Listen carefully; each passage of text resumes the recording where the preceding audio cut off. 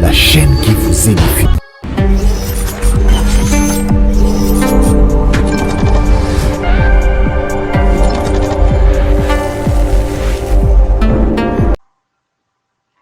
Bien-aimés dans le Seigneur, nous vous saluons tous au nom de notre Sauveur, Yeshua Mashiach, le roi des rois et le prince de tous les esprits.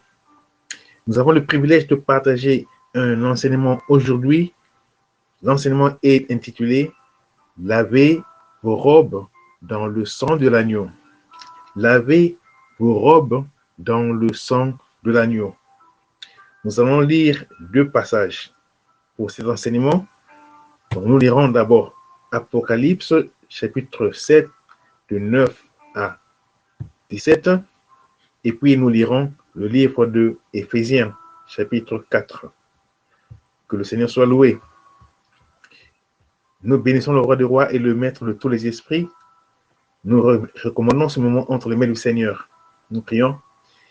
Yahweh éternel, nous nous présentons devant toi comme simples instruments, comme enfants. Tu es notre Père qui est aux cieux. Laisse que ton nom soit sanctifié, ô Père, dans nos vies et dans tout ce que nous faisons.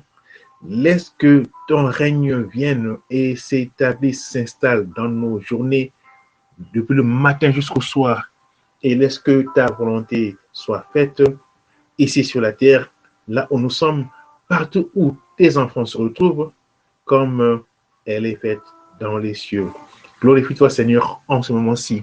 Partout où nous allons écouter ou partager cet enseignement, cet entretien, laisse que le Saint-Esprit puisse davantage nous édifier, nous préparer, nous laver, nous approcher de toi de plus en plus, de gloire en gloire, de triomphe en triomphe.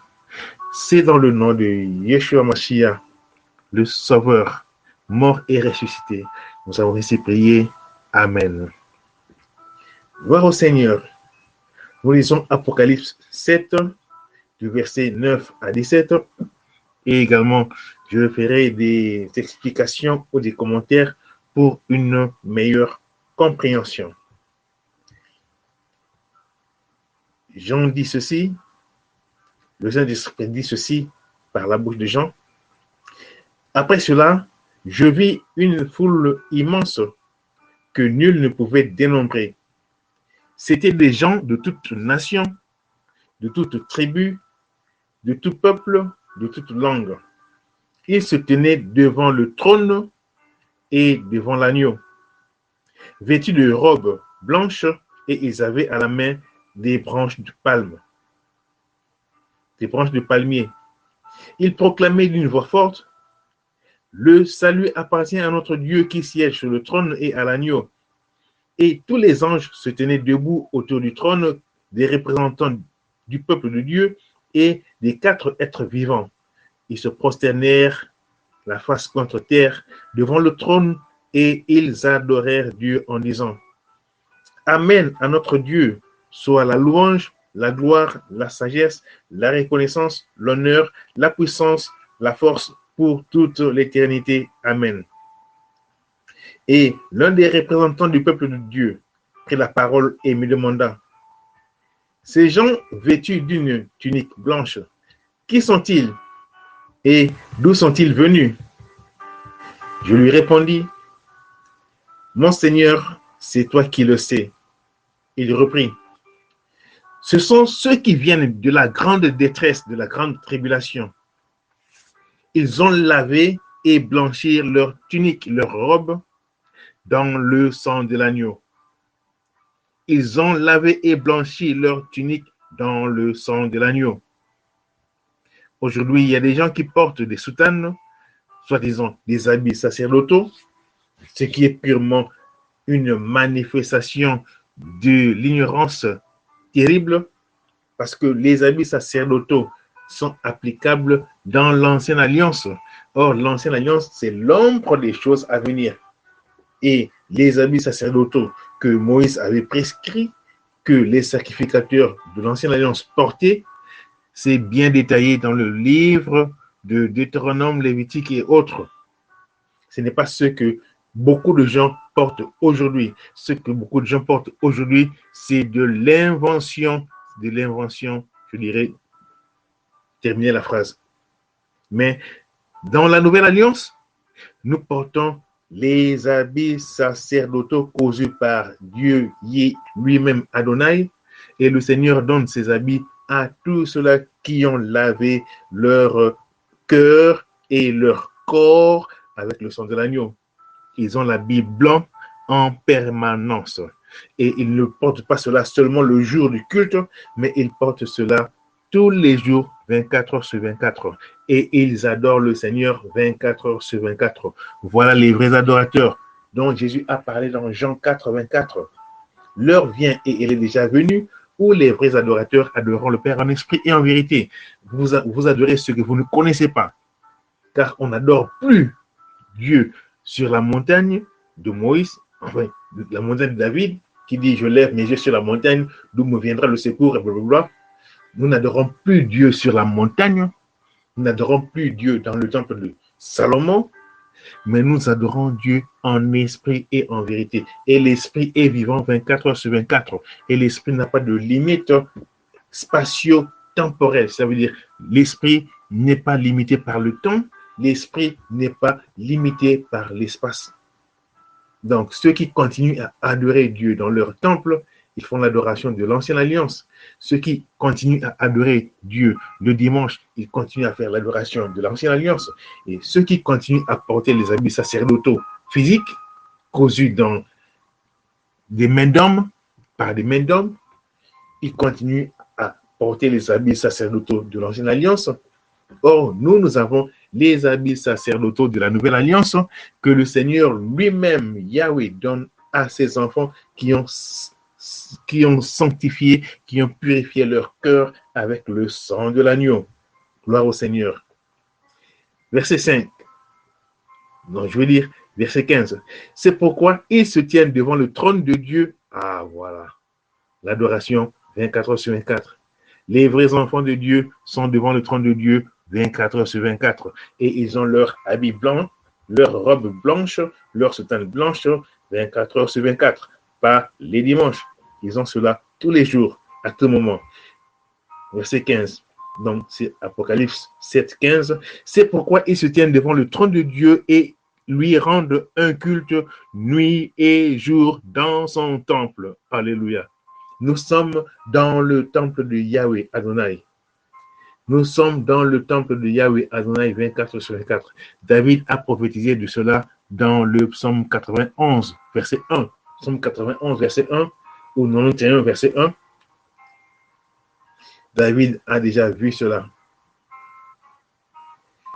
Celui qui habite, celui qui demeure sous l'abri du Très-Haut repose à l'ombre du Tout-Puissant. Celui qui demeure sous l'abri du Très-Haut repose à l'ombre du Tout-Puissant. Partout où tu es, que ce soit en Amérique, en Afrique, en Asie, en Europe, en Océanie, même lorsque tu es tombé dans une abîme, dans un puits ou dans de l'eau, où tu es, je ne sais pas, dans l'air, en avion, tu es toujours devant la présence du Seigneur. Si tu es un enfant de Dieu, évidemment. Si tu n'es pas un enfant de Dieu, si tu continues à adorer Dieu dans les termes de l'ancienne alliance, alors tu dois quitter là où tu es. Si tu es en Asie, tu dois aller courir vite, aller à Jérusalem, là-bas, et chercher les murs de lamentation. Je ne sais pas si Jésus est là-bas ou qui est là-bas. Mais dans la nouvelle alliance, nous savons que nous sommes dans le temple de Yahweh Adonai jour et nuit. Psaume 91, verset 1. Celui qui habite, celui qui demeure sous l'abri du Très-Haut, il repose à l'ombre du Tout-Puissant. Il a le repos, il a la vraie paix, il a la vraie joie. Alléluia, gloire au Seigneur. Le verset 15, j'aime beaucoup ça. C'est pourquoi ils se tiennent devant le trône de Dieu et lui rendent un culte. Culte veut dire adoration. Ça veut dire service. Donc les gens qui font le service le dimanche, je ne sais pas quel genre de service, je ne sais pas si ça rentre dans ce verset 15. Mais notre service, c'est nuit et jour, tous les jours, nous sommes dans le temple de Dieu en esprit, pas dans le temple de Jérusalem. Donc, si vous voulez aller en pèlerinage en Jérusalem, c'est bien. Dépenser l'argent et après faire des vacances là-bas, holiday, aller en vacances et puis, oui, visiter le mur de lamentation et le temple de Salomon, qui a d'abord été détruit par les Romains en l'an 70, tel que Jésus l'a prophétisé. Donc Jésus était sage. Il a dit, ce temple que vous voyez, il ne restera plus pierre sur pierre. Tout sera détruit et rasé. Et les Romains ont rasé ce temple pour que les gens n'aillent plus adorer dans le temple. Mais les gens ont construit d'autres temples pour adorer dans le temple. Et pourtant, le Seigneur a dit, je n'habite pas dans les temples construits par les mains des hommes. Dieu a permis que Salomon construise ce temple parce que David, qui aimait beaucoup le Seigneur, il a voulu construire une maison pour Dieu. Dieu a dit, quelle maison peux-tu me construire? Mais Dieu a vu l'amour que David avait pour lui, le souci que David avait pour lui, parce que lui avait construit un grand palais, une grande maison et autres. Il a dit, mais pourquoi moi je construis un grand bâtiment, un grand palais pour moi-même et je ne construis rien pour Dieu? Voilà pourquoi il a dit, Dieu, je veux te construire un temple. Et Dieu a dit, je ne veux pas construire un temple parce que tu as du sang dans tes mains. Tu es un militaire, un soldat, un guerrier. Mais arrange, mets de côté les nécessaires et ton fils va le construire. Et c'était Salomon qui avait construit ce temple. Et Dieu avait donné des instructions comment construire ce temple. Et nous connaissons, ou ceux qui connaissent l'enseignement sur le temple, c'est juste une préfiguration de ce qui devait arriver. Voilà pourquoi David était au courant que Dieu n'habite pas dans les maisons construites de main d'hommes, mais le Seigneur lui a permis de construire, à travers son fils évidemment, pour nous donner un enseignement, ce que Dieu désire, ou comment servir Dieu, comment adorer Dieu. Et alors, lorsque Jésus est venu, Jésus a dit, il ne restera plus pierre sur pierre, tout sera rasé. Et ce temple a été rasé. Donc, Dieu veut dire, l'adoration dans le bâtiment, c'est fini. Mais aujourd'hui, les chrétiens qui lisent la Bible tous les jours, nuit et jour, ils continuent à faire l'adoration dans l'ancienne alliance. Ce qui est vraiment triste, ce qui est une insulte à notre Seigneur Jésus-Christ. Jésus-Christ qui a dit, moi je suis le temple, moi je suis la maison de Dieu, moi je suis l'église et vous, vous êtes dans moi, vous êtes à l'intérieur de moi. Moi je suis dans vous et vous, vous êtes dans moi et moi je suis le temple. Et ceux-là qui veulent adorer le Père, ils vont adorer le Père en esprit. Cela veut dire à l'intérieur de moi, pas dans les bâtiments, pas dans les murs. Mais les gens continuent à dire, nous allons à l'église. Que le Seigneur nous libère, que le Seigneur nous délivre. Que le Seigneur nous délivre de cette ignorance et de ces fausses doctrines. Que le Seigneur nous aide. Qu'est-ce que le Seigneur dit? C'est pourquoi ils se tiennent devant le trône de Dieu et lui rendent un culte, une adoration, nuit et jour dans son temple. Et celui qui siège sur le trône les abritera sous sa tente. Voilà le psaume 91, verset 1. Psaume 91, verset 1. Celui qui demeure sous l'abri du Très-Haut repose à l'ombre du Tout-Puissant. Gloire au Seigneur. Moi, j'ai choisi de me reposer sous l'ombre du Tout-Puissant. J'ai choisi de demeurer dans la maison de Adonai 24 heures sur 24. J'ai choisi de rendre à mon Seigneur le culte spirituel, l'adoration selon la nouvelle alliance, nuit et jour, 24 heures sur 24. Qu'est-ce que toi tu as choisi de faire? Paul a d'ailleurs renforcé ou expliqué cette réalité dans Romains 12, verset 1. Paul dit, je vous exhorte donc, par les compassions de Jésus, par les souffrances de Jésus, par les douleurs, la miséricorde de Jésus, à offrir vos corps comme un sacrifice vivant, saint et agréable au Seigneur. Offrez vos corps, âme, esprit comme un sacrifice vivant, saint, agréable au Seigneur, dépouillé, purifié, taillé selon la sainte doctrine. Ça c'est le culte, ça c'est l'adoration. Voilà votre culte raisonnable. Voilà votre adoration raisonnable. Je répète, Romains 12, verset 1. Je vous exhorte donc, frères, par les compassions de notre Seigneur Jésus-Christ, à offrir vos corps, pas vos cœurs seulement, vos corps comme un sacrifice saint, vivant et agréable à notre Seigneur. Si tu offres ton corps à Dieu, est-ce que tu peux offrir ton corps à Dieu les dimanches et puis les lundis, mardis, mercredis, tu les reprends?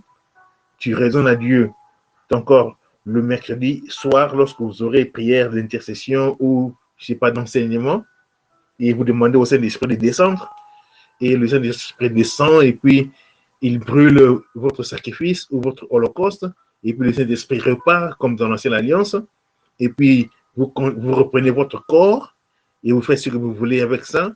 Vous changez de couleur de votre peau, vous mettez des produits toxiques et des faux ongles et autres, vous faites n'importe quoi. Et puis le samedi soir, vous faites une prière spéciale, vous vous réchauffez, vous faites descendre le feu du Saint-Esprit, le feu du ciel, que le feu du ciel puisse descendre pour brûler l'offrande comme dans l'Ancienne Alliance. Et donc le Saint-Esprit qui est voyageur, qui est nomade, qui part et revient, qui fait les go comme, que le Seigneur nous aide. Paul dit, offrez vos corps comme un sacrifice vivant, saint et agréable à notre Seigneur. Voilà ce qui sera votre culte raisonnable, votre adoration raisonnable, votre adoration selon la nouvelle alliance, pas selon l'ancienne alliance. Beaucoup de gens font l'adoration selon l'ancienne alliance. Donc, beaucoup de gens croient qu'ils servent le Seigneur, mais ils servent plutôt le Dieu de ce siècle, le Dieu de ce siècle qui continue à tromper les gens, qui continue à tordre le sens des Écritures. Le serpent ancien qui a dit à Ève, qui a convaincu Ève et Adam, écoutez, Dieu vous a dit, ne mangez pas ce fruit. Non, mais écoutez, moi j'ai une meilleure proposition. Mangez seulement ce fruit. Il n'y a rien de mal là-dedans. D'ailleurs, vous serez comme Dieu. Vos yeux vont s'ouvrir. Dieu ne veut pas que vous puissiez vraiment découvrir toutes les choses, les meilleures choses qui existent dans le monde. Mangez ce fruit et vous verrez ce que vous allez découvrir. Donc, les gens veulent aider Dieu. Les gens veulent adorer Dieu selon leurs propres termes. Les gens veulent offrir à Dieu l'offrande selon leurs propres termes, comme Caïn a voulu offrir à Dieu l'offrande selon ses propres calculs, selon ses propres goûts. Tu ne peux pas servir Dieu selon tes goûts. Comme un mari qui achète à sa femme une robe selon son goût, ou une femme qui prépare de la nourriture à son mari selon son goût, pour plaire ou surprendre le mari, mais ça ne passe pas chez Dieu. Tu ne fais pas à Dieu des surprises. Dieu ne veut pas des surprises. Dieu veut l'obéissance. Dieu veut l'obéissance. Tu ne peux pas adorer Dieu selon tes termes, selon tes caprices, selon avec un feu étranger. Non.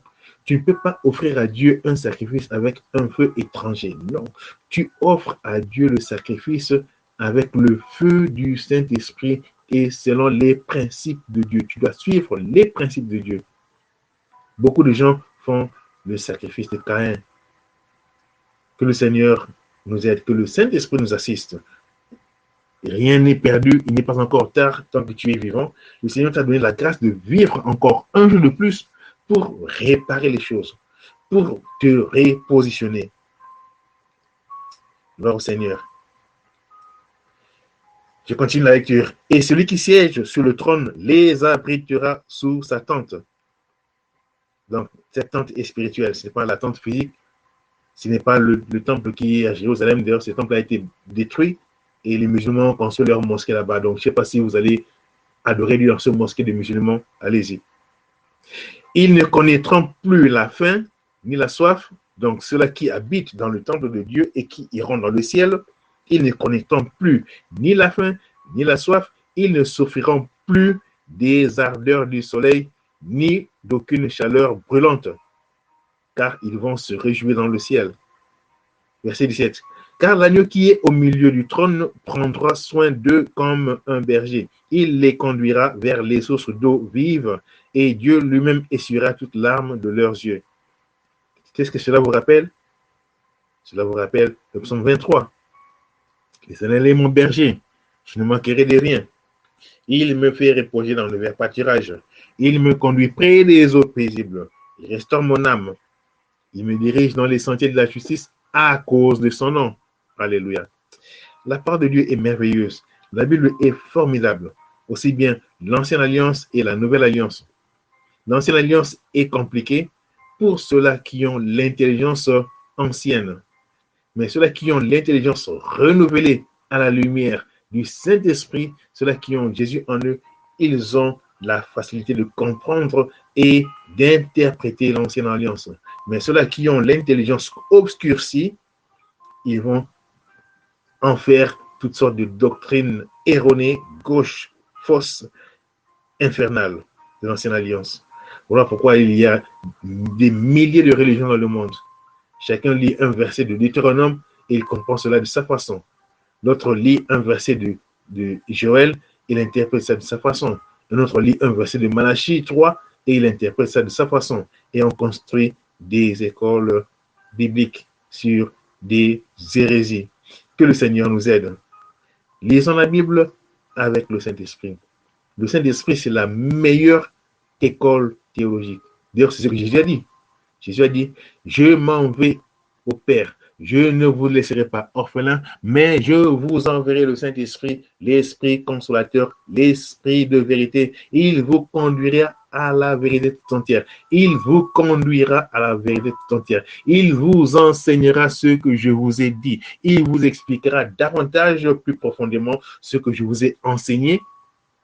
Et il vous montrera d'ailleurs beaucoup d'autres choses. Les gens refusent d'entrer dans l'école du Saint-Esprit, mais les gens dépensent de l'argent et du temps pour aller apprendre le Saint-Esprit dans les écoles des hommes et dans la Bible. La meilleure école théologique, c'est la Bible et le Saint-Esprit. La Bible et le Saint-Esprit. Évidemment, Dieu a placé dans son Église des personnes pour davantage nous expliquer des choses ou nous orienter et nous guider. Gloire au Seigneur. Je me rappelle encore d'un frère qui avait reçu de la part du Seigneur une grâce, ou je dirais un don formidable. Alors, ce frère-là,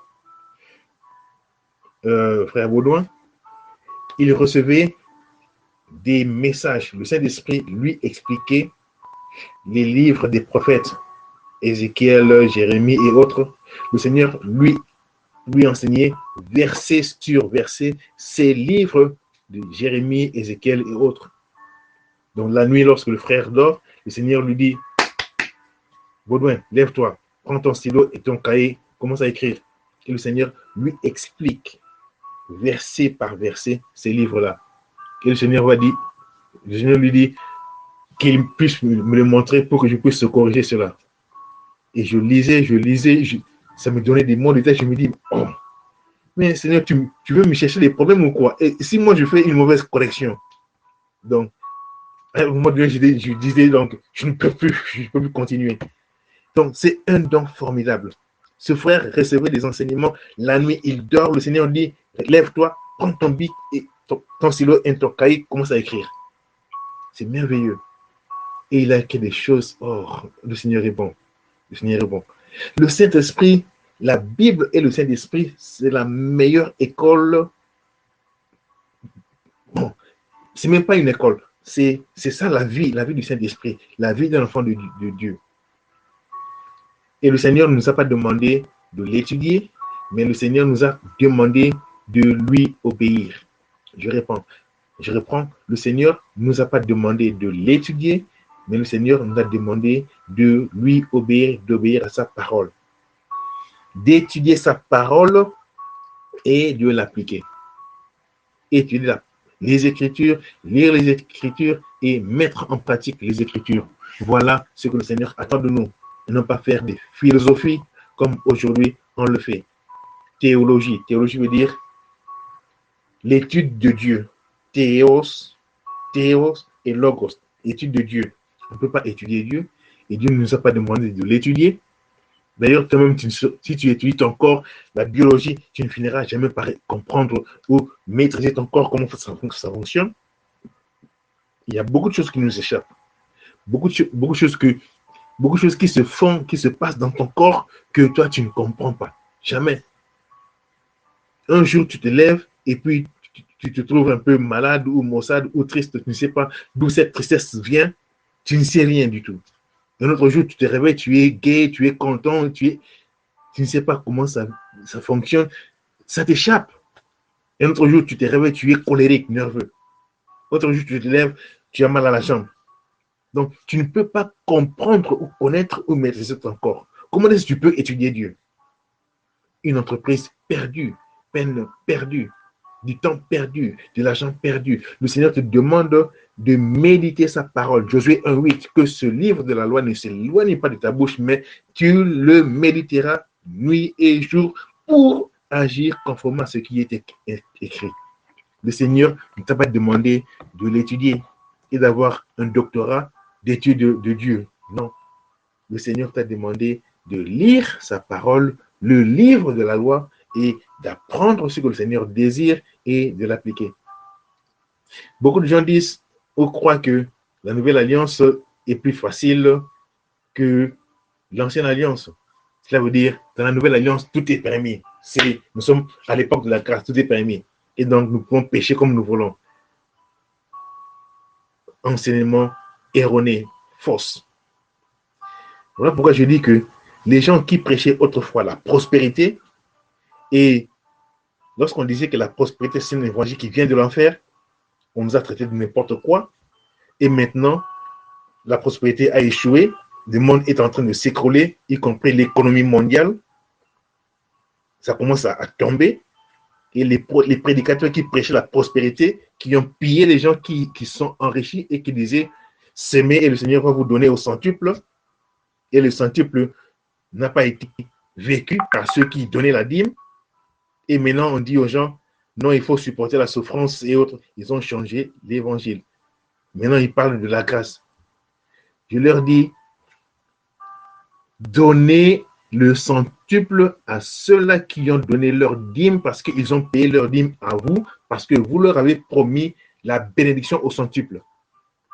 Vous vous êtes acheté des maisons, des voitures, et vous vous êtes dit que vous êtes bénis, et pourtant, ça c'est de l'escroquerie. Vous avez escroqué les gens sur base des fausses promesses. Les gens vous ont donné de l'argent parce que vous leur avez dit que si vous donnez, vous allez récolter au centuple. Et ces gens sont toujours malheureux. Et bientôt, la crise mondiale va frapper le monde entier. Il y a déjà des famines, des inondations, des feux par-ci, par-là. Les forêts commencent à être brûlées. Et bientôt, c'est le cataclysme. Bientôt, c'est la persécution. Bientôt, c'est la crise mondiale. Et ces gens qui ont donné leur argent, croyant qu'ils vont recevoir au centuple, je disais aux gens, ils vous trompent. Les gens ne me croyaient pas. Les gens me disaient, oh non, toi, tu es jaloux ou tu contredis la Bible. Je ne contredis pas la Bible. C'est vous qui ne lisez pas la Bible correctement. C'est vous qui ne lisez pas la Bible correctement. Parce que Jésus n'a jamais perçu la dîme, ni Paul, ni Pierre, ni Jacques, ni Matthieu, ni personne, ni Jean, ni Timothée, Tite, Philémon, personne. Paul disait à Timothée de veiller à ce que vous fassiez la distribution aux pauvres et aux malades. Maintenez, gardez la liste des veuves. N'y ajoutez pas les jeunes femmes parce qu'elles peuvent se remarier bientôt. Mais avant de mettre une femme sur la liste des veuves, vous devez vous assurer que cette femme est vraiment décidée de vivre seule jusqu'à la mort. Vous comprenez que l'Église était là pour servir les pauvres, les malades, les veufs, les étrangers. Paul ne disait pas à Timothée, surtout quand il était en prison, il ne disait pas à Timothée, bon, Timothée, tu vois, comme tu es encore là-bas à l'église, n'oublie pas de récolter la dîme et puis de me les ramener. Et surtout, la sœur Dorcas, comme elle travaille, et puis son mari, et puis le frère Aquilas, et puis, donc, va prendre la dîme chez eux, et puis ramène ça chez moi. Paul n'a pas dit ça. Paul n'a pas dit ça. La seule chose que Paul a dit à Timothée, c'est de lui ramener son manteau parce qu'il fait froid et de lui ramener les parchemins, cela veut dire les écritures. Paul n'a pas dit à Timothée, ramène-moi les dîmes que les gens ont données le dimanche passé. Donc, on fait des choses qui ne sont pas dans la Bible. Et même dans l'Ancienne Alliance, comme j'aime toujours dire, dans l'Ancienne Alliance, les sacrificateurs prélevaient cet argent parce qu'ils faisaient le travail de fonctionnaires de l'État.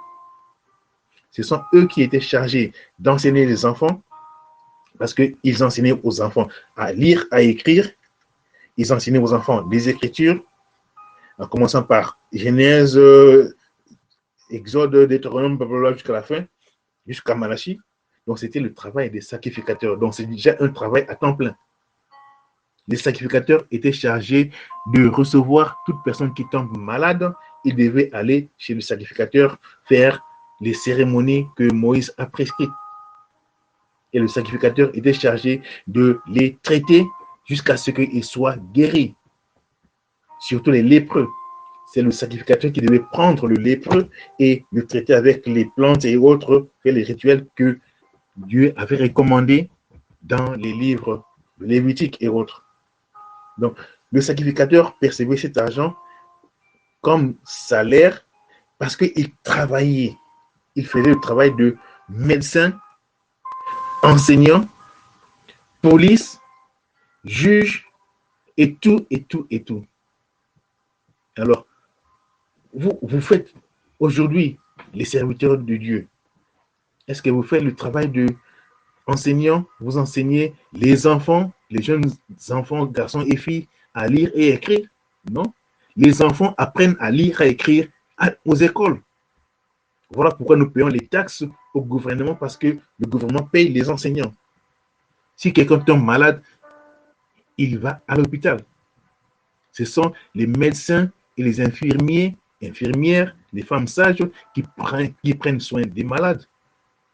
Si une femme veut accoucher, ce sont les femmes sages qui vont prendre soin de l'accouchement et de l'enfant. En Israël, c'était les sacrificateurs qui étaient chargés de tout cela. Mais aujourd'hui, c'est plutôt les fonctionnaires de l'État qui font le travail des sacrificateurs et ils sont payés pour cela. Voilà pourquoi toute personne qui travaille doit payer ses taxes à l'État pour que l'État puisse payer tous ceux qui travaillent au bénéfice de toute la population. Les policiers, les pompiers, les infirmiers, les docteurs, les instructeurs, les professeurs et autres, les juristes. En Israël, les sacrificateurs étaient également des juristes. Ils étaient là pour traiter des dossiers, des conflits entre les gens. Et ils suivaient les lois de Moïse.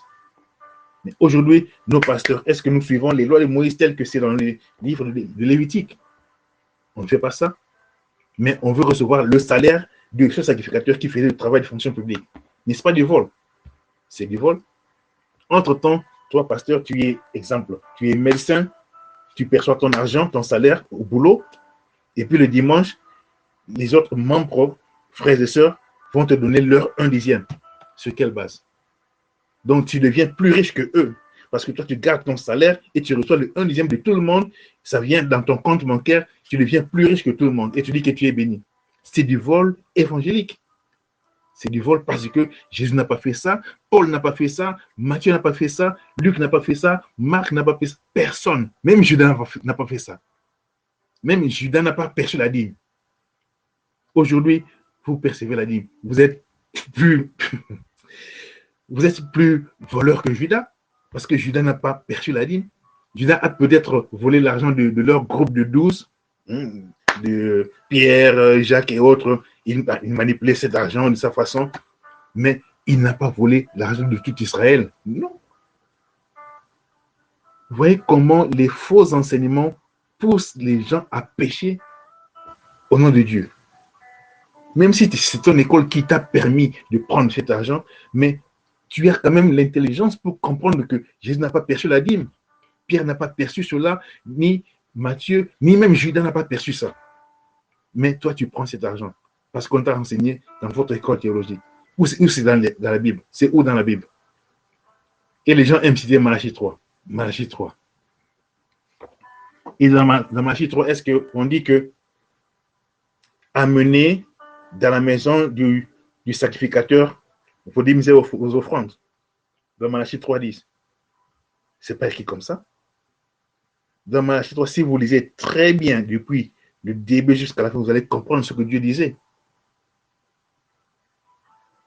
La conclusion de tout ce chapitre, Dieu disait, amenez dans la maison du trésor vos dîmes et vos offrandes.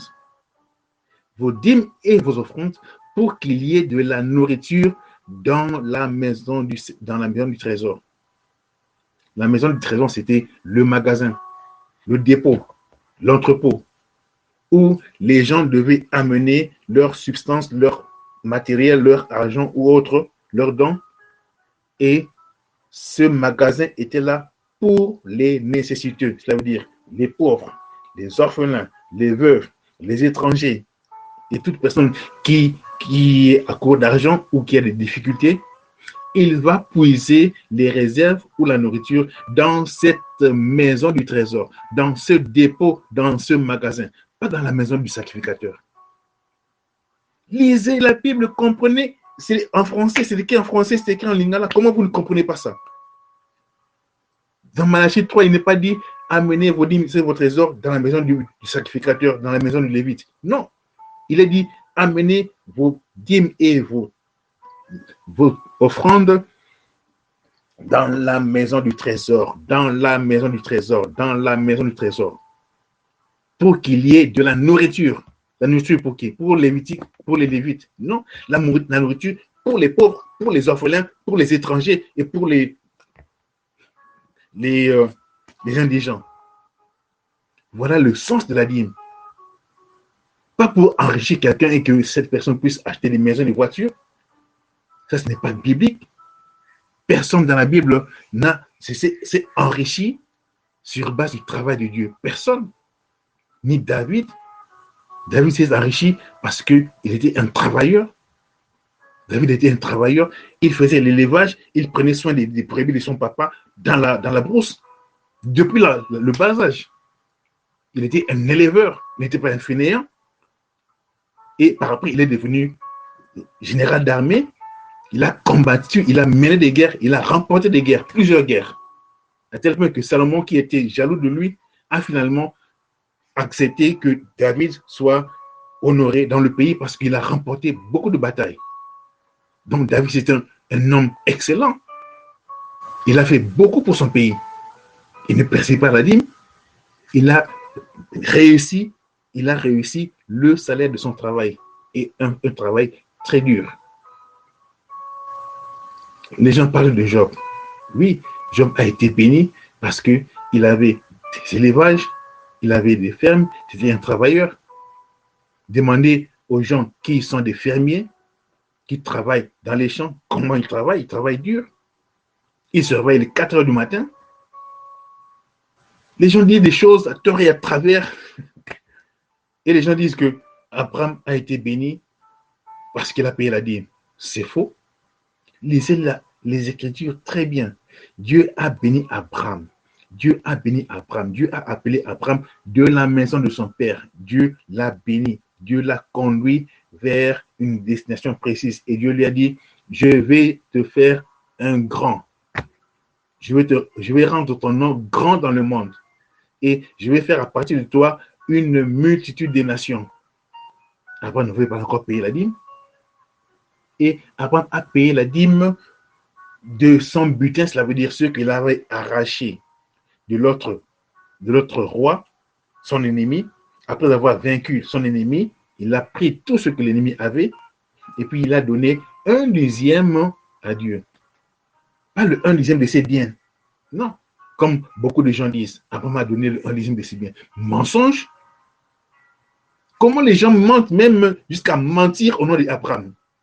Abraham n'a pas donné le 1/10 de ses biens. Il a donné le 1/10 de ses butins. Lisez vos Bibles très bien. Maintenant, c'est pas ça qui prêchait la dîme. Maintenant, il prêche la grâce. Et il ne comprend même pas cette grâce. La nouvelle alliance est plus exigeante que l'ancienne alliance. L'ancienne alliance a une affaire de 620 lois et la nouvelle alliance a plus de 1000 lois à obéir. Je répète, l'ancienne alliance a une affaire de 620 lois à respecter, à obéir. La nouvelle alliance a plus de 1000 lois à obéir. Et les chrétiens aujourd'hui sont fainéants. Ils ne lisent pas les évangiles. Ils ne font que prier que le Seigneur puisse faire tomber la bénédiction venant du ciel. Ils croient qu'en payant la dîme, ils vont recevoir la bénédiction. Mensonge. Le Seigneur a donné des principes. Le Seigneur a donné beaucoup de commandements que nous devons suivre et obéir. Les chrétiens ne font pas un effort pour connaître et respecter et obéir les commandements de Jésus. Jésus a dit, allez dans le monde entier, prêchez la bonne nouvelle, enseignez-leur tout ce que je vous ai prescrit. Donc, les chrétiens ont le devoir d'apprendre tous les enseignements que Jésus a donnés. Tous les enseignements que Jésus a enseignés. Les chrétiens doivent connaître tous ces enseignements et aller enseigner ça à d'autres personnes. Ça, c'est le travail que le Seigneur Jésus nous a donné. On ne fait pas ça. Mais nuit et jour, on ne fait que crier, dîmes, payez vos dîmes, payez vos dîmes, payez vos dîmes. Est-ce que Jésus a dit payez vos dîmes? Les chrétiens rebelles, désobéissants. Que le Seigneur nous aide. Mais ceux-là qui souffrent avec Jésus, la Bible dit, Dieu lui-même essuiera toutes larmes de leurs yeux. Alléluia. Allons dans Éphésiens chapitre 4. La vie nouvelle dans l'église de Jésus-Christ. La vie nouvelle dans l'église de Jésus-Christ. La communauté nouvelle, la communauté des croyants. Paul dit, moi qui suis prisonnier à cause du Seigneur, je vous demande donc instamment de vous conduire d'une manière digne de l'appel qui vous a été adressé. Soyez toujours humble et empreint de douceur et patient. Je répète, Éphésiens 4, nous sommes au verset 2. Soyez toujours humble, empreint de douceur et patient. Voilà les traits, voilà les marques, voilà les caractéristiques d'un chrétien authentique.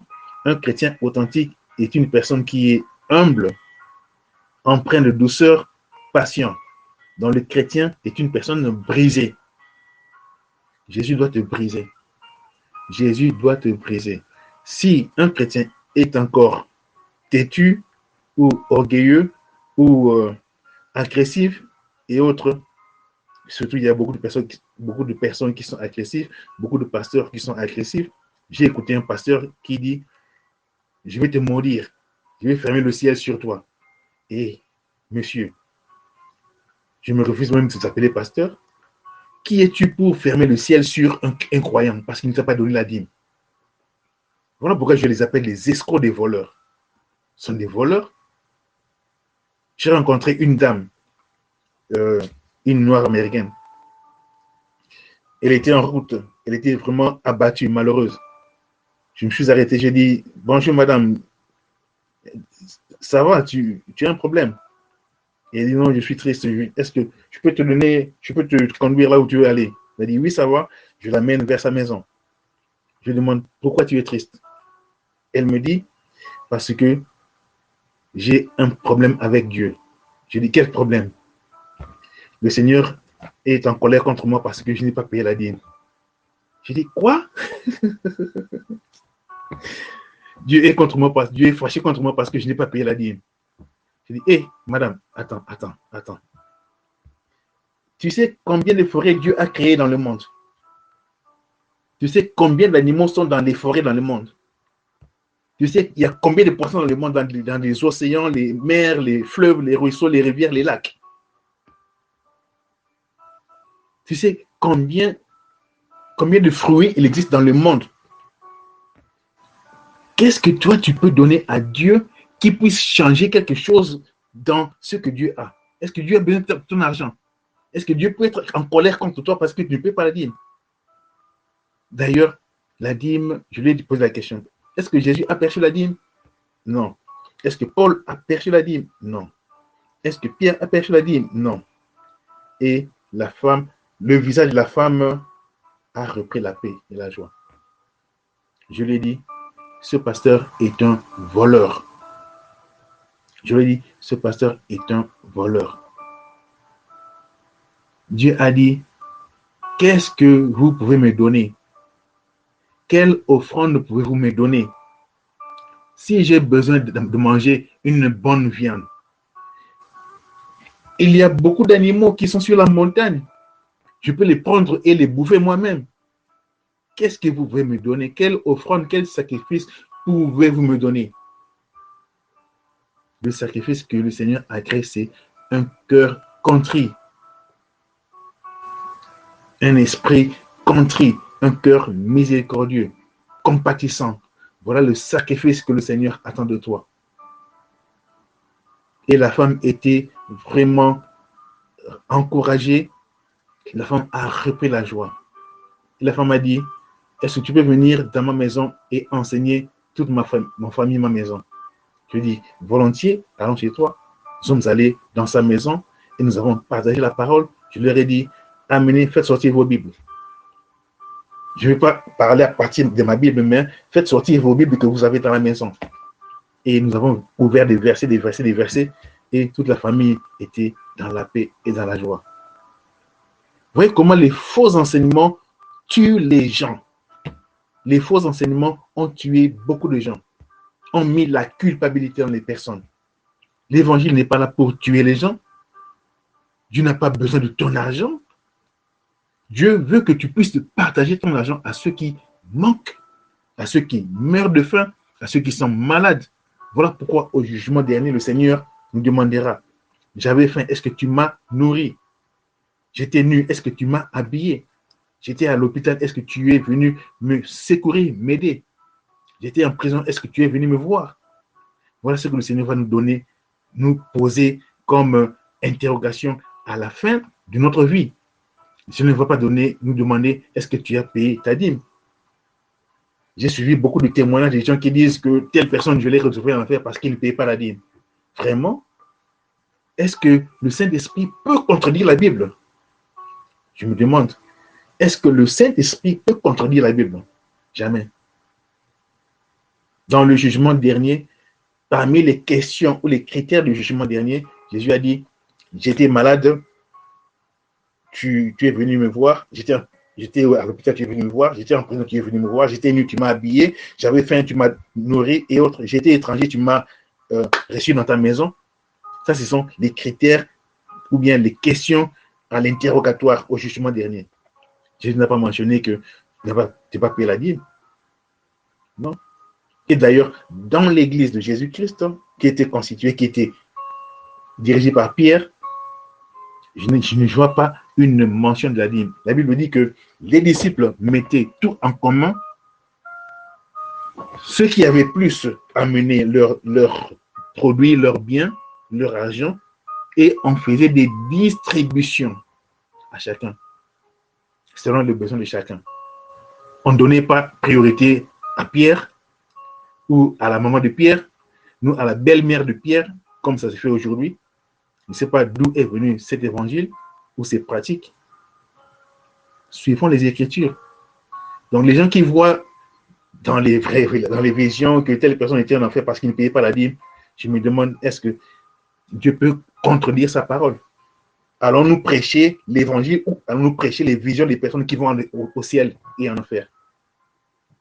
Moi, je vais prêcher ce que je vois dans la Bible.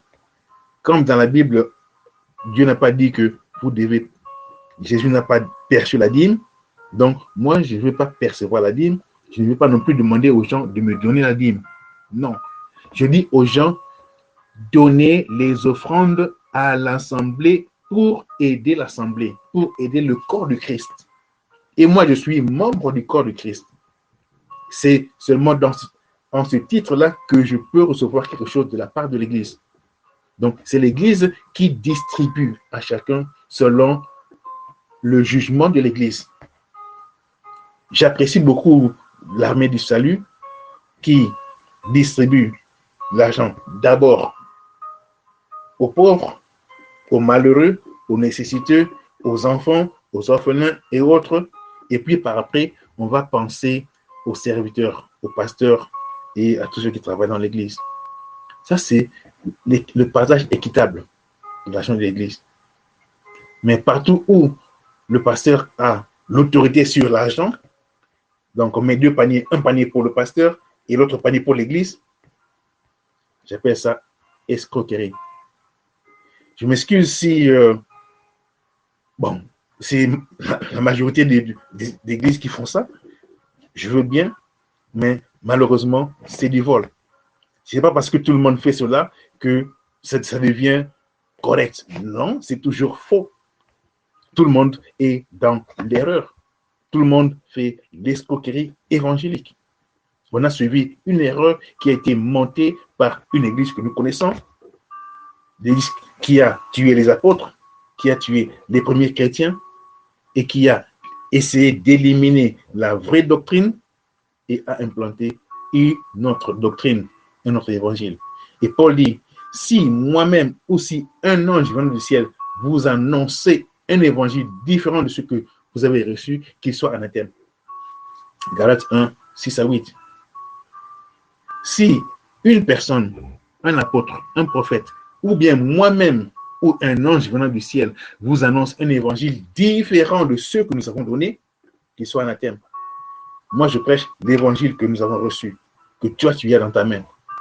Je ne prêche pas les visions de quelqu'un qui est monté au ciel ou qui a vu les personnes étant jetées en enfer parce qu'ils n'ont pas payé la dîme. Moi, je ne veux pas prêcher cet évangile parce que c'est un autre évangile. C'est différent de ce que moi j'ai, ce que tu as. L'évangile de Matthieu, Marc, Luc, Jean, il n'y a pas d'histoire pareille. Il n'y a pas d'histoire pareille. Soyons vraiment prudents de la façon dont nous travaillons dans le champ du Seigneur. Moi qui suis prisonnier à cause du Seigneur, je vous demande donc instamment de vous conduire d'une manière digne de l'appel qui vous a été adressé.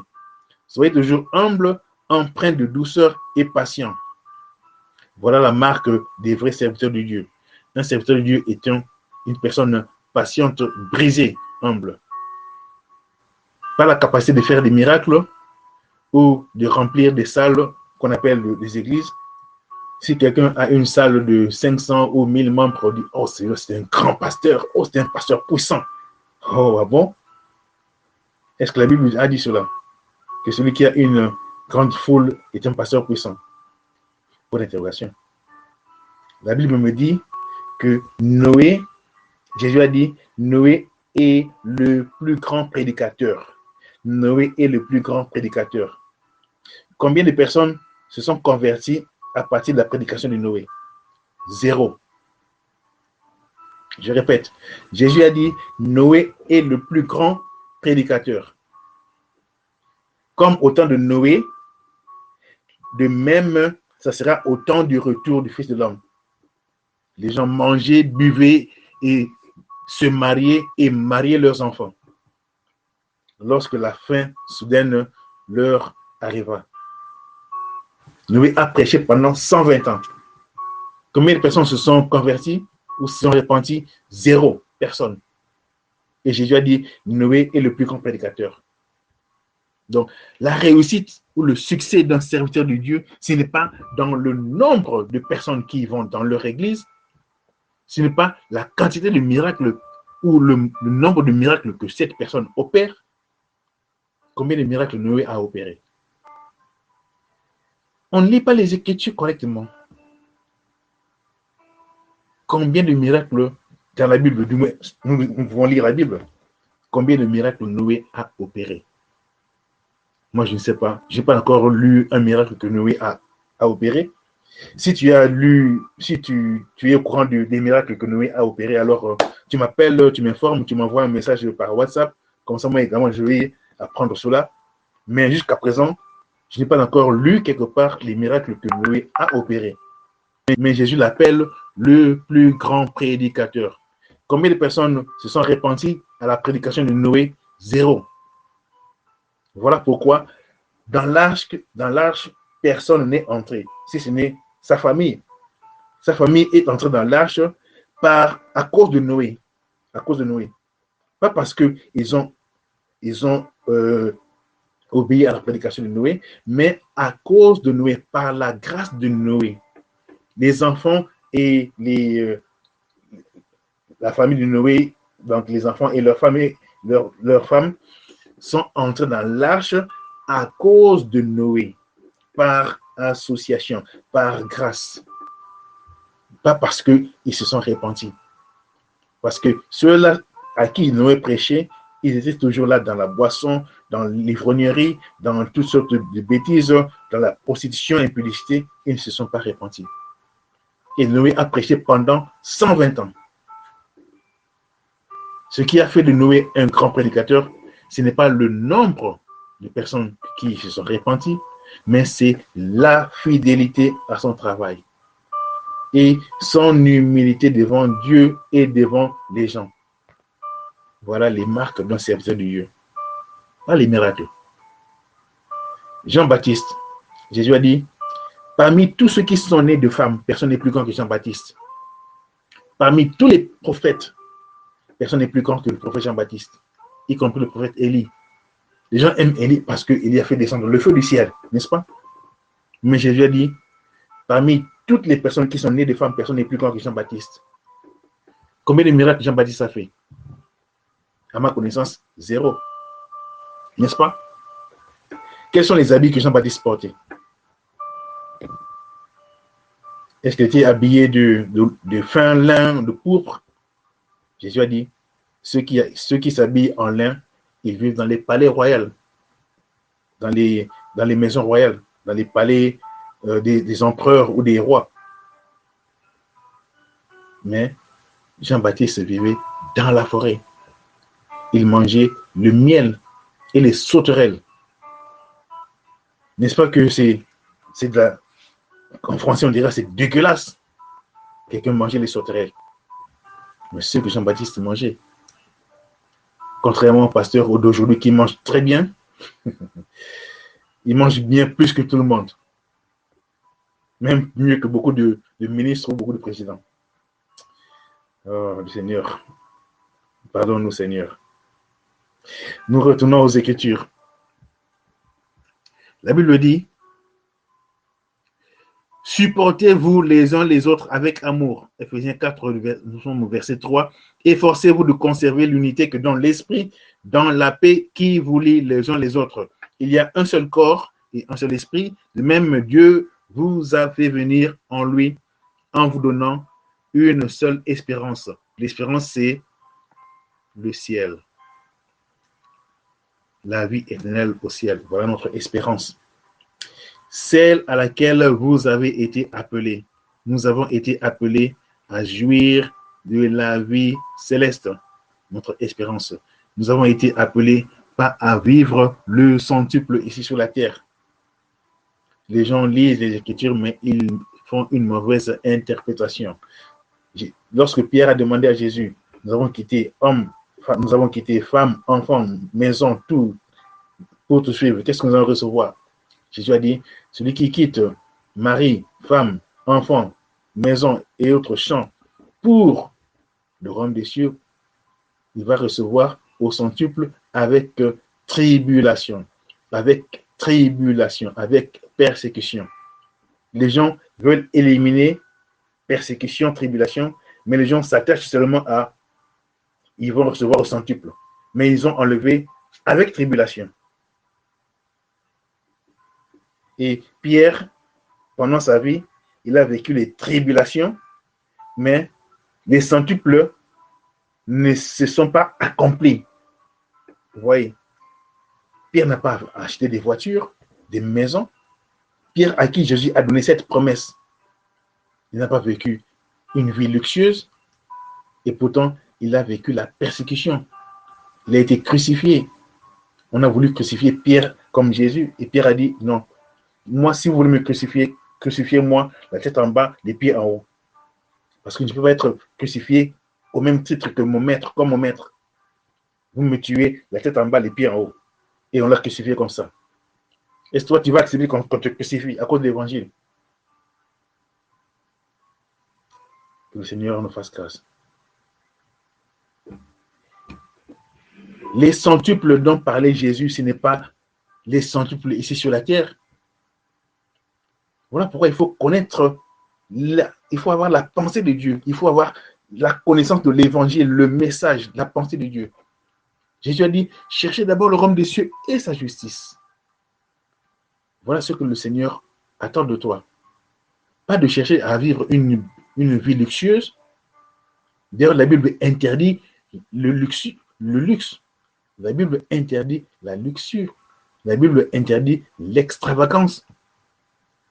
La Bible nous apprend à être modeste. Donc, si toi, tu donnes l'argent pour avoir une vie de luxe, ça veut dire tu fais comme ce qu'en Lingala on appelle l'ikelemba, c'est-à-dire ristourne, banque Lambert. Donc, tu donnes à Dieu 100 livres ou 100 dollars, le Seigneur va te récompenser 1000 dollars. Donc, tu vas gagner à 100%. Donc, tu as des intérêts à 100%. Donc, voilà pourquoi les gens donnent la dîme. Parce que Jésus a promis que tu vas recevoir au centuple. Voilà la raison pour laquelle les gens paient la dîme. Et vous croyez que vous allez recevoir ces dîmes. Pierre lui-même n'a pas reçu le luxe que vous voulez poursuivre. Donc, vous amenez 10 livres et vous attendez que Dieu puisse te donner 100 livres ou 1000 livres. Parce que 10 fois 100, c'est 1000. Voilà pourquoi vous payez la dîme. En croyant que si vous donnez 50 dollars, Dieu va vous donner 5000 dollars. Donc, vous prenez Dieu comme une banque Lambert. Voleur, escroc, capitaliste, matérialiste. Pierre n'a pas vu ses centuples pendant son vivant. Pierre a fini à la croix, la tête en bas, les pieds en haut. Il n'a pas vu cette vie de luxe comme toi tu cherches.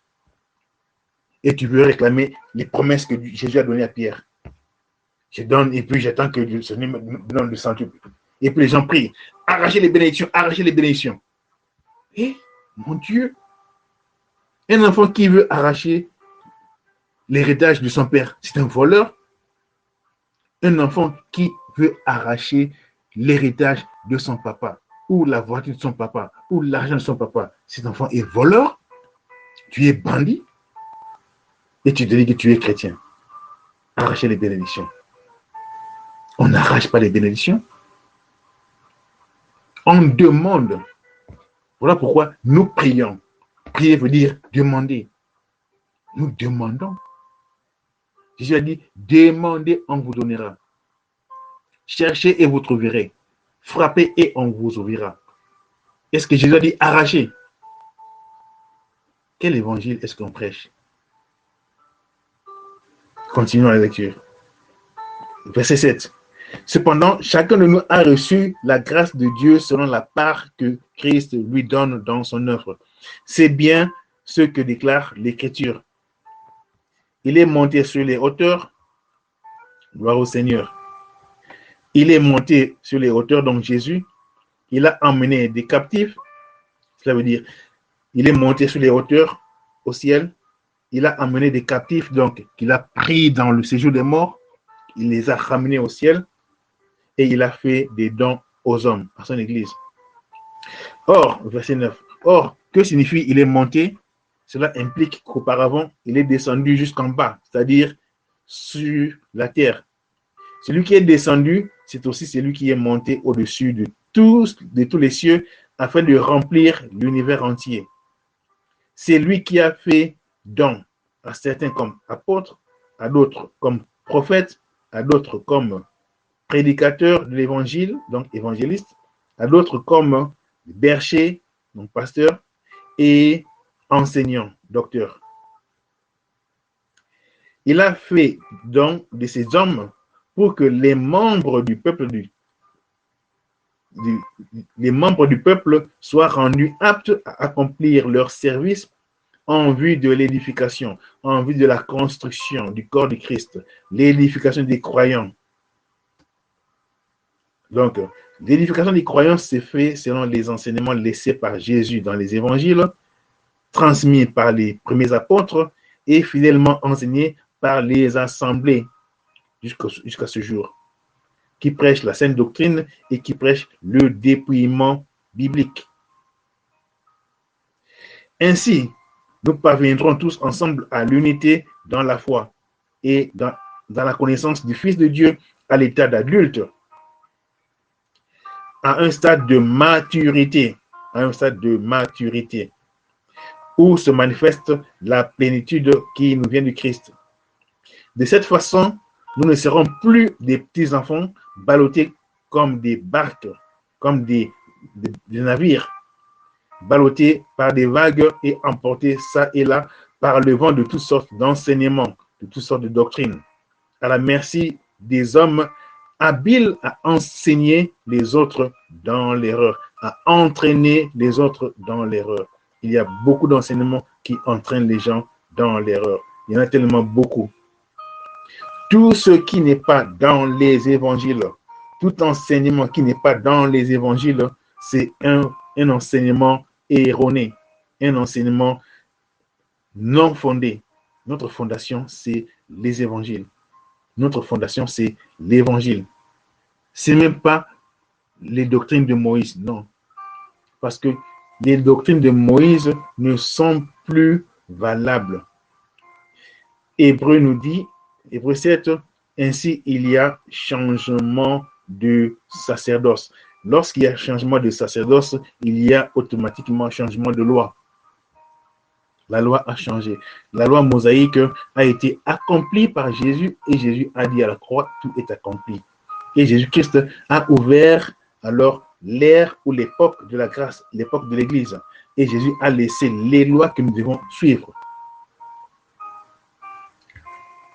Mais les gens veulent mélanger les lois de Moïse et les lois de la Nouvelle Alliance. Jésus a dit, on ne met pas du vin nouveau dans des vases anciennes. On ne met pas du vin nouveau dans les outres anciennes. Mais on met le vin nouveau dans les outres nouvelles. Tout comme on ne met pas un morceau d'habit nouveau dans un habit déchiré qui est ancien, parce que ça va davantage agrandir cette déchirure. Mais on coud, on répare l'habit nouveau avec un morceau d'habit qui est nouveau. Ou un habit qui est ancien, on le répare avec un autre morceau d'habit qui est ancien. Donc, on ne peut pas mettre un habit nouveau, un morceau d'habit nouveau, pour réparer un habit ancien. Ça ne va pas tenir. De même, tu ne peux pas servir dans la nouvelle alliance avec les commandements ou les ordonnances de l'ancienne alliance. Non. Tu dois servir dans la nouvelle alliance avec les commandements, avec les lois de la nouvelle alliance, avec les ordonnances de la nouvelle alliance. Et je répète encore, les ordonnances dans l'ancienne alliance, c'est dans les 620, mais les ordonnances, les commandements dans la nouvelle alliance, c'est plus de 1000. Donc, nous avons beaucoup d'ordonnances à lire, à comprendre et à pratiquer. La nouvelle alliance est plus exigeante que l'ancienne alliance. Voilà pourquoi Jésus a dit, depuis que Jean-Baptiste est venu, l'entrée dans le royaume des cieux est forcée et ce sont les violents qui s'en emparent. Que le Seigneur nous aide. Ne suivez plus les enseignements multiples qui circulent dans le monde entier, qui n'ont pas leur fondation dans les évangiles. Aujourd'hui, il y a beaucoup d'enseignements tels que les enseignements de Melchisédek, ce qui n'existe pas dans la Bible, les enseignements sur les autels qui circulent beaucoup, mais ça n'existe pas dans la Bible, les enseignements sur sceller ta bénédiction ou sceller ta guérison, cela n'existe pas dans la Bible, mais ce sont des enseignements répandus et les gens aiment écouter et suivre des enseignements pareils. Les enseignements sur les esprits démoniaques, les esprits impurs, comment maîtriser, comment contrôler les esprits démoniaques, ou même certains dans les prières de délivrance, ils parlent à des démons. il communique, il demande, il pose des questions à des esprits impurs, ce que Jésus n'a pas fait. La Bible nous commande non pas de dialoguer, non pas de chercher des informations. Voilà ce que je cherchais. Il y a beaucoup de personnes ou des pasteurs qui questionnent les démons sur ce qu'ils ont fait. Ils posent des questions. Combien de personnes tu as tuées dans la famille? Quelles sont les personnes à qui tu as donné la malédiction? Quelles sont les personnes à qui tu as donné le célibat et autres? Et ils écrivent. La Bible ne nous a pas dit ça. La Bible nous a dit de chasser les démons, de détruire les œuvres du diable, de chasser les démons, les esprits impurs. Pas de les interroger pour savoir ce qu'ils font. Beaucoup de messages, beaucoup de visions, beaucoup de vidéos sur ce que les magiciens ont fait, ce que les sorciers ont fait des conférences, des séminaires. L'évangile n'a pas été prêché comme cela, bien aimé. L'évangile n'a pas été prêché comme cela. Nous sommes en train de prêcher un autre évangile. Que le Seigneur nous fasse grâce. Il y a beaucoup d'enseignants, il y a beaucoup de prophètes, il y a beaucoup d'apôtres qui font le travail d'apôtre de leur façon, pas de la façon qui est dans les évangiles. Il y a beaucoup de prophètes qui se disent prophètes, mais ils sont prophètes pas selon la Bible. Parce que dans la Bible, un prophète, ce n'est pas quelqu'un qui raconte la vie des personnes ou qui raconte les rêves ou les visions que on reçoit la nuit, parce que presque tout le monde reçoit des rêves et des visions ou des songes. Mais le fait de recevoir des visions, des songes et des rêves, cela ne te rend pas prophète. Non. Un prophète, c'est quelqu'un qui a été appelé par Dieu, établi par Dieu, comme sentinelle. Et le travail d'une sentinelle, c'est de veiller et prier. Donc, le premier travail du prophète, c'est de prier pour les gens. Si le Seigneur te montre des personnes, le Seigneur te montre ces personnes, pas pour raconter leur vie sur le marché ou devant le public, mais c'est pour prier et intercéder. Un prophète, ce n'est pas un chroniqueur. Un prophète, ce n'est pas un chroniqueur. Un prophète, c'est un grand intercesseur. Le Seigneur va te révéler des choses pour que tu puisses prier. Pas pour que tu puisses faire des rapportages ou des racontards. Les choses sont vraiment déboussolées. On a perdu le sens, on a perdu le bon sens. Le prophète, c'est quelqu'un qui voit dans le passé et qui voit dans le présent et qui voit dans le futur. Donc, le prophète, c'est quelqu'un qui a une compréhension spirituelle du passé et qui comprend les événements présents dans la dimension spirituelle et qui voit le futur également dans la dimension spirituelle et qui donne l'orientation à l'Église, comment marcher et ce qui doit arriver. Ça, c'est le prophète. Le prophète, ce n'est pas quelqu'un qui dort et qui reçoit un songe et qui raconte aux gens ce qu'ils sont ou ce qu'ils ont vu pendant la nuit. Non, ça c'est un songeur. Les marabouts peuvent recevoir des songes. Les sorciers, les liseurs de mains, ils peuvent voir des choses. Moi, un jour, je marchais et quelqu'un qui lisait les mains, il a commencé à parler sur ma vie. Toi, tu es ceci, tu es cela, et puis tu as fait ceci, tu as fait cela, et tu seras tel, tu seras tel, tu seras tel. Après, il a dit, donne-moi de l'argent. Moi, j'ai dit, tu vas te donner de l'argent. Oui, mais je te dis des choses vraies, je vais te dire encore beaucoup de choses. J'ai dit, ce que tu as dit, c'est vrai, mais je connais ça déjà. Je connais ce que tu as dit. Et je sais que c'est vrai. Mais l'esprit qui t'a révélé cela, ce sont des esprits démoniaques. Et réponds-toi de cela parce que ces esprits vont te conduire en enfer. Donc, si ce monsieur ouvrait une église, l'église sera pleine. Parce qu'il dit des choses correctes. Il a dit des choses correctes sur ma vie. Il a dit des choses que le Seigneur m'a dit, c'est pas bon. Ils peuvent voir des choses. Il a dit des choses que le Seigneur m'a dit que je connais. Et il a dit ça. Et je dis, c'est correct. Mais c'est pas parce que c'est correct que tu es dans le vrai. Non. Je lui ai dit, ce sont les démons qui te révèlent ces choses. Et si tu continues à travailler avec ces démons, tu iras en enfer. Beaucoup de pasteurs ou beaucoup de prophètes, je ne sais pas, des visionnaires, ils travaillent avec des esprits de serpents pour voir les choses.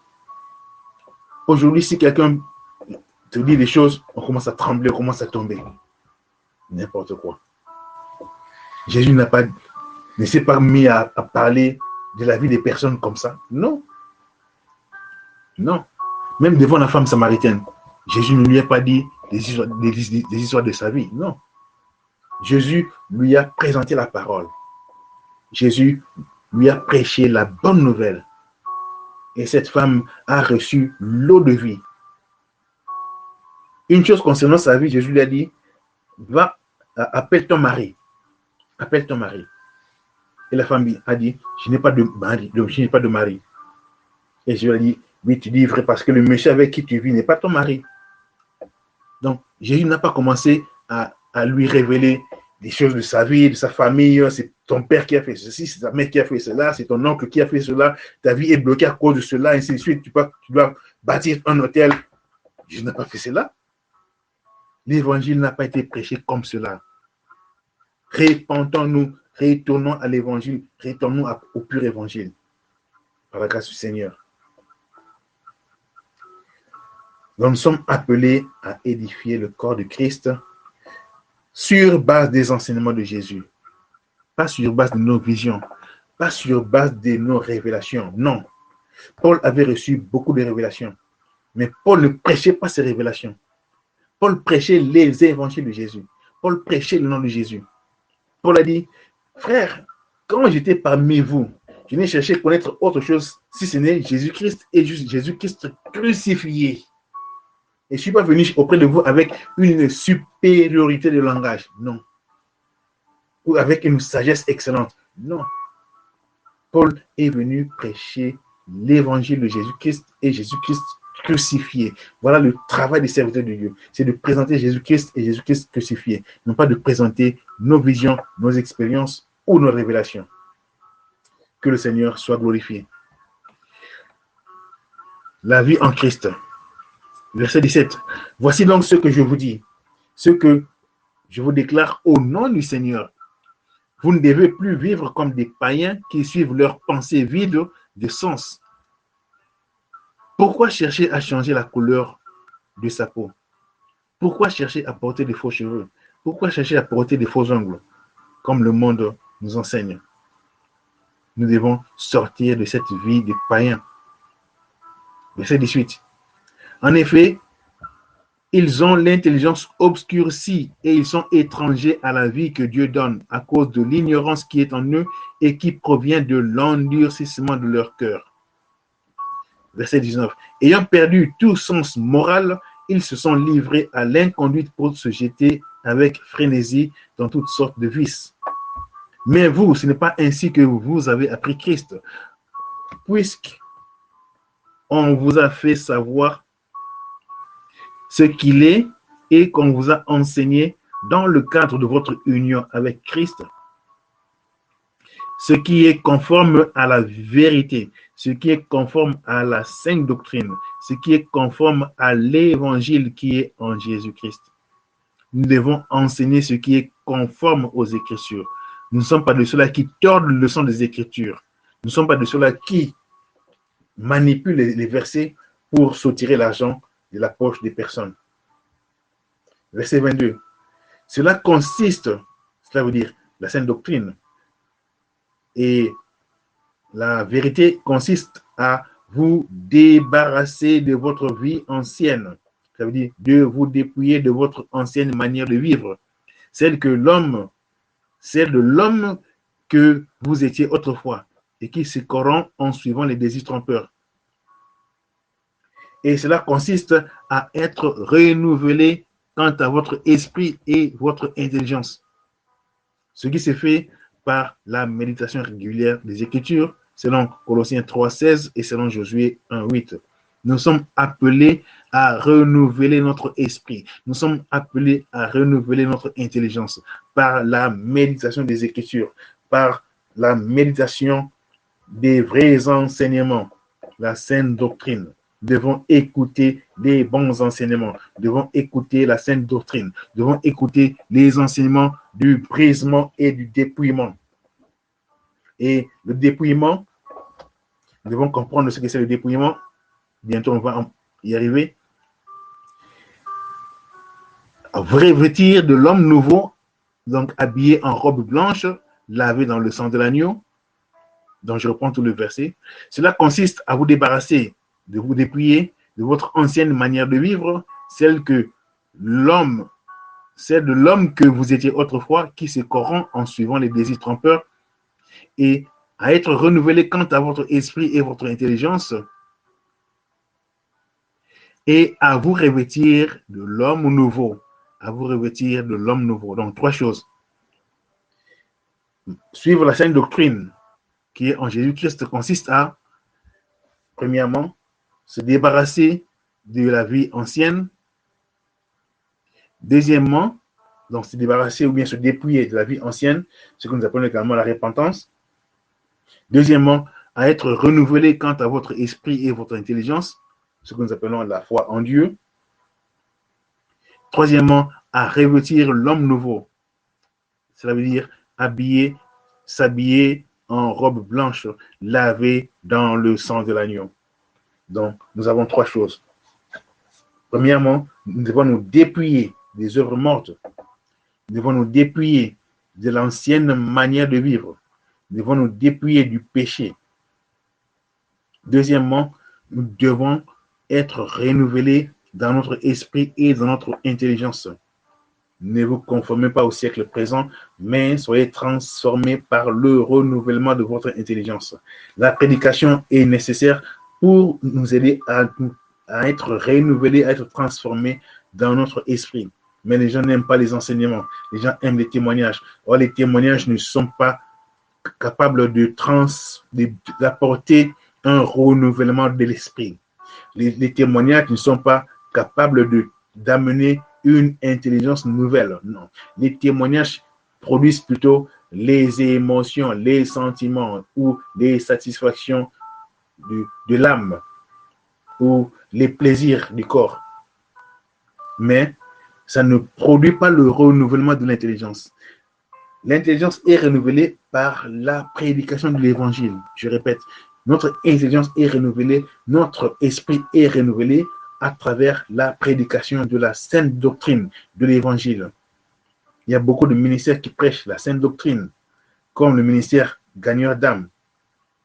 Il y a beaucoup de ministères, comme le ministère Georges Nama, que le Seigneur le bénisse. Il y a beaucoup d'autres ministères, comme le pasteur Tadé. Il y a beaucoup d'autres ministères qui prêchent l'évangile, le pur évangile. Mais les gens n'aiment pas cela. Les gens aiment bien les désirs de rêves, de songes, de révélations, de témoignages. Voilà ce que les gens aiment. Les gens aiment écouter les choses qui sont sensationnelles. Or, le sensationnel ne fait que satisfaire à la chair et aux émotions. Ça ne produit pas un renouvellement de l'intelligence. Ce qui produit le renouvellement de l'intelligence, c'est les Écritures, les enseignements de Jésus, la sainte doctrine et la doctrine, le pur évangile. Voilà qui produit le renouvellement de l'intelligence. Colossiens 3,16. Que les paroles de Christ habitent en vous abondamment et en toute sagesse. Je répète, que les paroles, les enseignements de Jésus-Christ habitent en vous abondamment et dans toute sagesse. Voilà qui produit l'homme nouveau en toi. Pas les témoignages, pas les rêves, pas les songes, pas les prophéties, mais les enseignements de Jésus-Christ. C'est pourquoi, verset 28, c'est pourquoi débarrasser du mensonge, donc dépouiller du mensonge, que chacun de vous dise la vérité à son frère. Nous ne sommes plus des membres, je répète, ne sommes-nous pas membres les uns des autres? Mettez-vous en colère, mais n'allez pas jusqu'à pécher. Que votre colère s'apaise avant le coucher du soleil. Qu'est-ce que ça veut dire? Quelqu'un se met en colère, oui, ça peut arriver, mais il ne faut pas aller jusqu'à pécher. Si tu te mets en colère, ressaisis-toi, demande pardon et puis rejette la colère.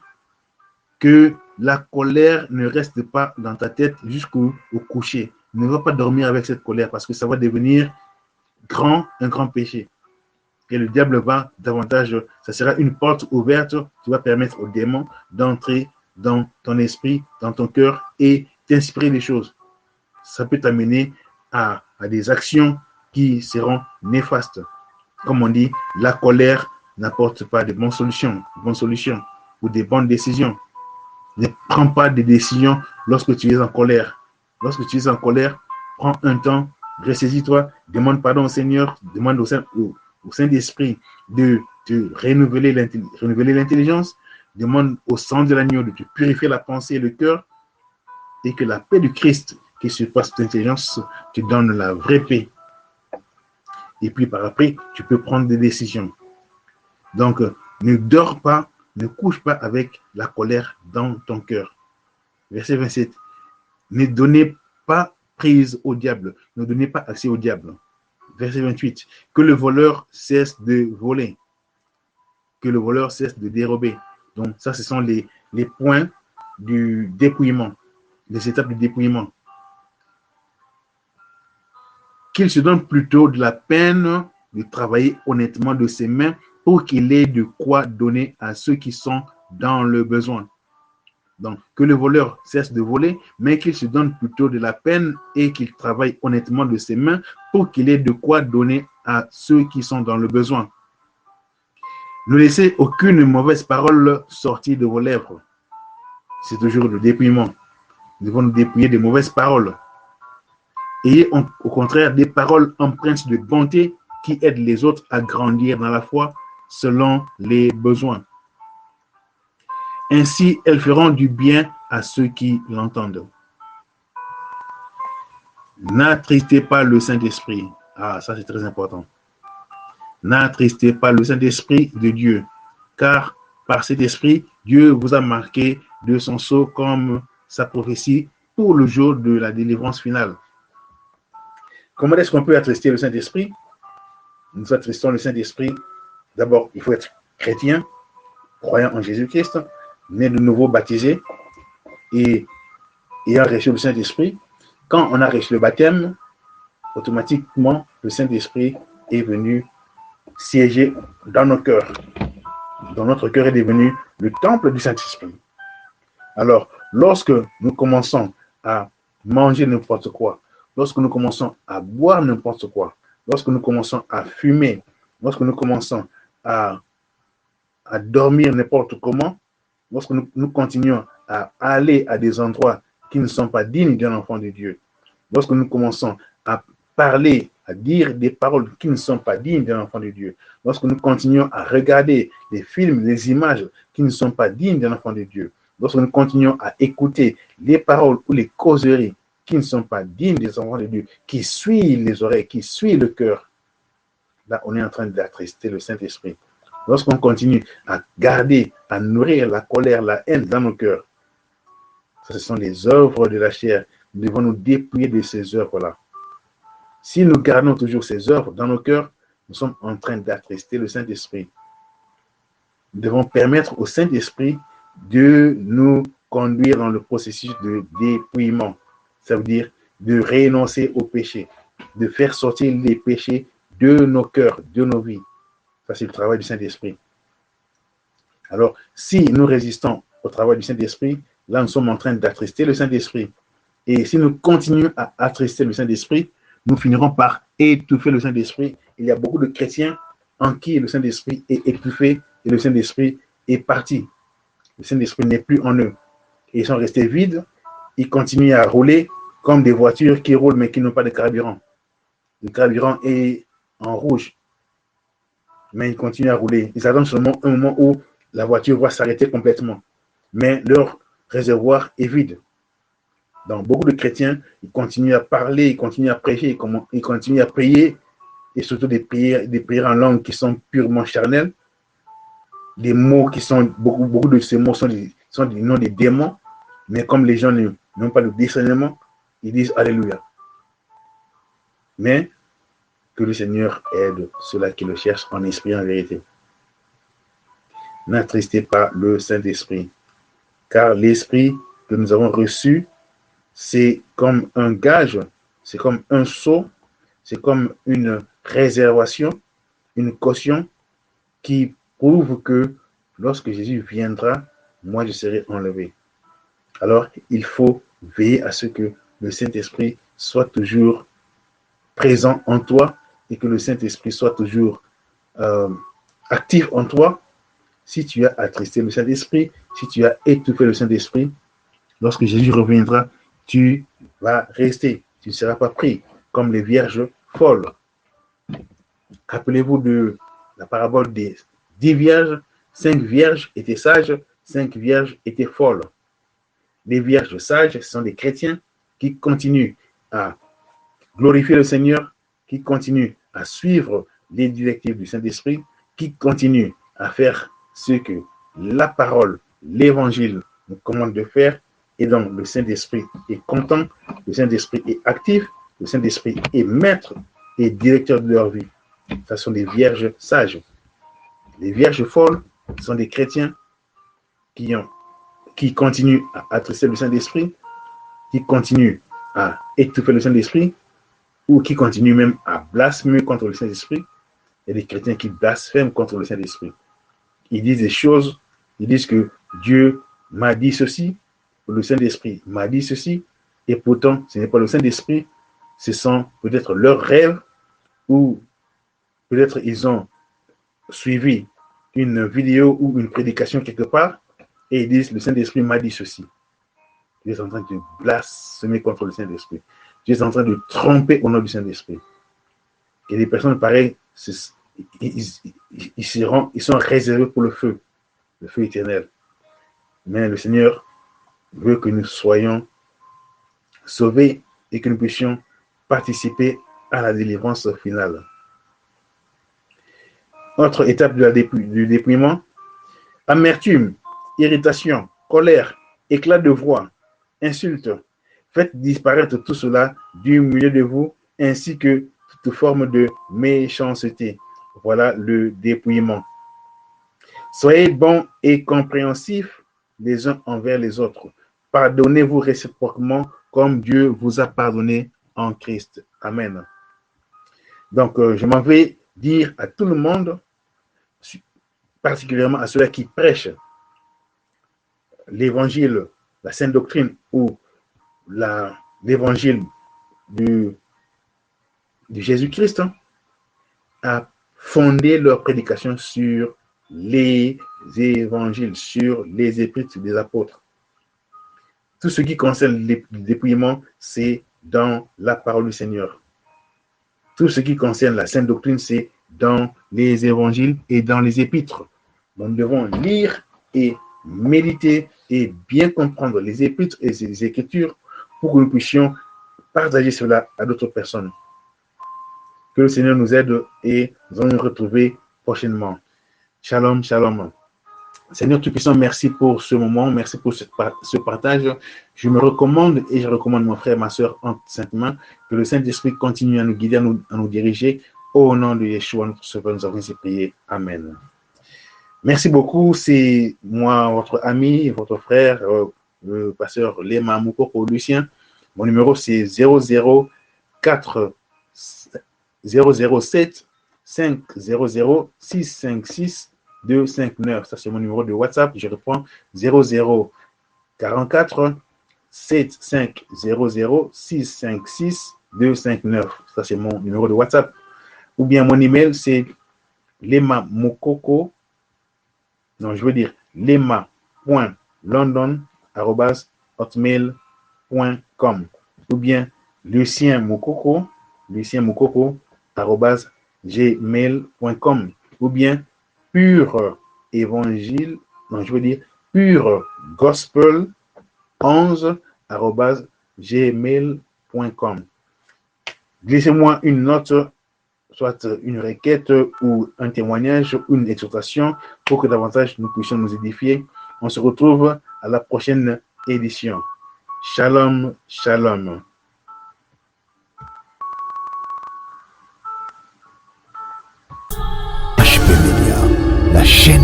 édifiez.